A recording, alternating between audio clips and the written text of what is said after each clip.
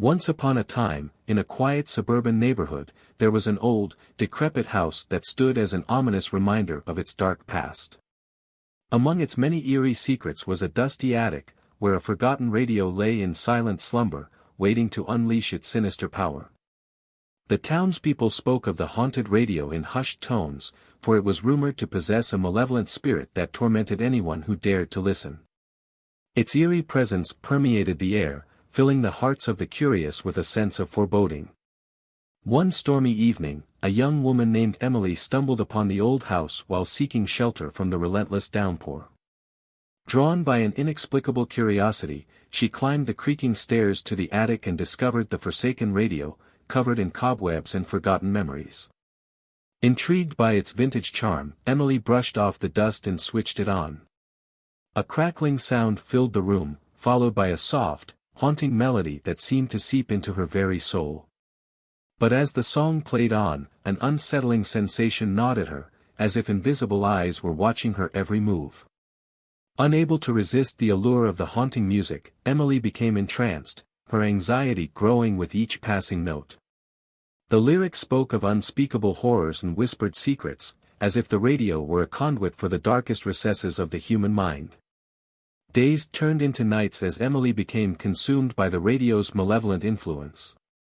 Sleep eluded her, replaced by vivid nightmares that blurred the line between reality and fantasy.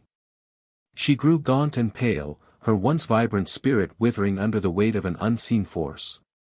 Desperate to break free from the clutches of the haunted radio, Emily sought the help of a wise old man known as Mr. Hawthorne.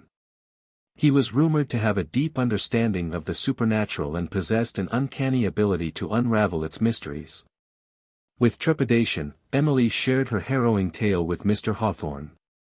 His eyes widened with concern as he listened, his weathered face etched with worry. After a moment of contemplation, he revealed a shocking truth: the radio was a vessel for the trapped souls of the deceased, yearning for release. Determined to save Emily from the radio's insidious grasp, Mr. Hawthorne devised a daring plan.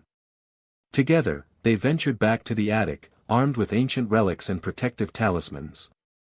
As they approached the haunted radio, a chill permeated the air, and a voice echoed from its speakers, a voice filled with anguish and longing.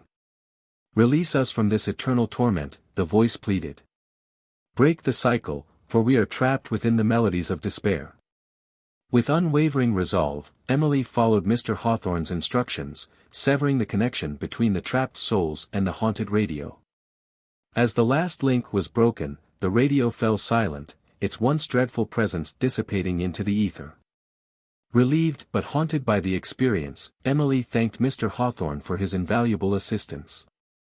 As she left the old house, a newfound appreciation for the fragility of life and the power of the supernatural settled within her. Years passed, and the haunted radio became nothing more than a distant memory for Emily.